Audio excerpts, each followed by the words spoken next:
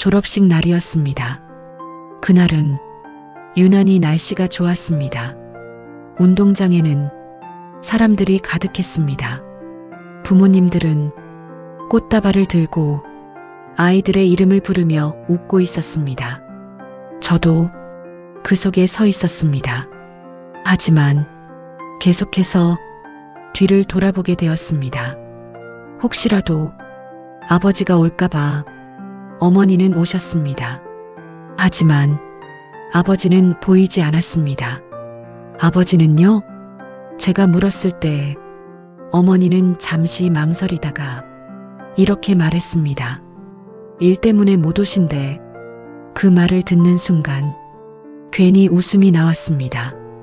예상했던 대답이었기 때문입니다. 아버지는 늘 그랬습니다. 운동회 때도 학예회 때도 항상 같은 말이었습니다. 일이 있어서 못 간다. 그래서 이번에도 그냥 그런 거라고 생각했습니다.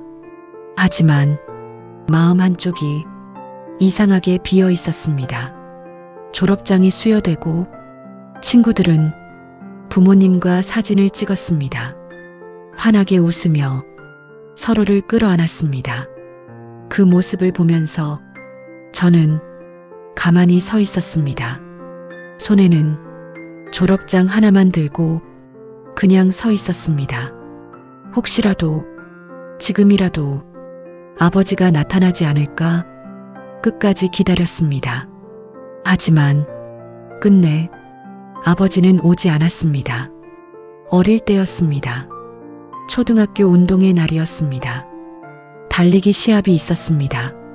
저는 그날 처음으로 1등을 했습니다. 결승선을 통과하고 숨을 헐떡이며 주위를 둘러봤습니다. 혹시라도 아버지가 보고 있었을까 해서. 하지만 어디에도 보이지 않았습니다. 집에 돌아와 조심스럽게 말했습니다. 오늘 1등 했어요. 아버지는 잠시 저를 보더니 그래, 그게 전부였습니다. 그날 저는 괜히 더 크게 웃으며 괜찮은 척했습니다. 중학생이 되었을 때였습니다. 학교에서 상을 받은 날이었습니다. 상장을 들고 집에 들어왔습니다. 어머니는 환하게 웃으며 축하해 주셨습니다. 하지만 아버지는 그저 상장을 한번 보더니 잘했네. 그 말 한마디 뿐이었습니다. 그 순간 이상하게 마음이 식었습니다. 그때부터였습니다. 저는 아버지에게 기대하지 않게 되었습니다. 고등학생이 되었을 때였습니다. 진로 문제로 처음으로 아버지와 크게 다퉜습니다. 저는 이거 하고 싶어요. 제가 말했을 때 아버지는 단호하게 말했습니다. 안 된다. 이유는 말하지 않았습니다. 그저 안 된다고만 했습니다. 그날 저는 처음으로 소리를 질렀습니다. 왜요? 하지만 아버지는 아무 말도 하지 않았습니다. 그저 고개를 돌릴 뿐이었습니다. 그날 이후 저는 마음속으로 선을 그었습니다. 이 사람은 나를 이해하지 않는 사람이라고. 그리고 다시 졸업식 날로 돌아옵니다. 저는 끝까지 기다렸습니다. 하지만 아버지는 끝내 오지 않았습니다. 그날 이후 저는 완전히 마음을 닫았습니다. 연락도 줄였고 대화도 하지 않았습니다. 그렇게 시간이 흘렀습니다. 그리고 20년 뒤였습니다. 어머니에게 전화가 왔습니다. 아버지가 쓰러지셨어. 급하게 내려갔지만 이미 늦었습니다. 아버지는 다시 돌아오지 못했습니다. 장례를 치르는 동안 저는 울지 못했습니다. 눈물이 나지 않았습니다. 그저 어딘가 멀리 있는 느낌이었습니다. 모든 것이 끝난 뒤 집으로 돌아왔을 때였습니다. 어머니가 말했습니다. 아버지 물건 좀 정리해라. 저는 천천히 방으로 들어갔습니다. 책상 위에는 낡은 서류들이 쌓여 있었습니다. 하나씩 정리하던 중 작은 봉투 하나를 발견했습니다.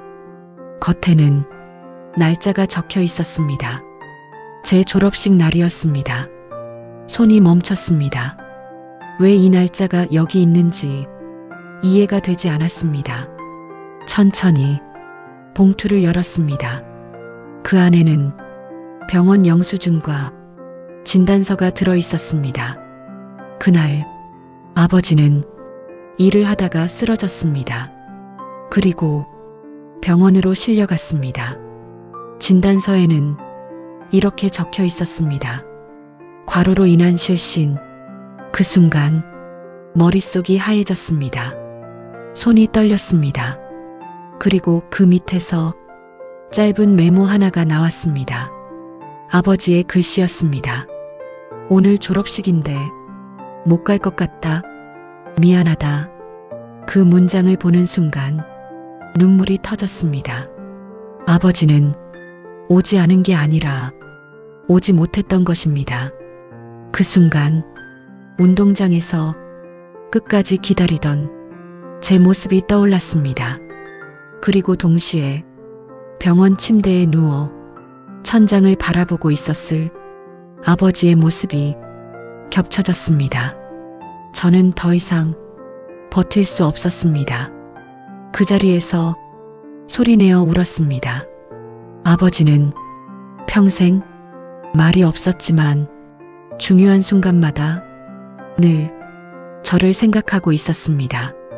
그런데 저는 그걸 단 한 번도 알아보지 못했습니다. 저는 눈물을 흘리며 조용히 말했습니다. 아버지, 미안합니다.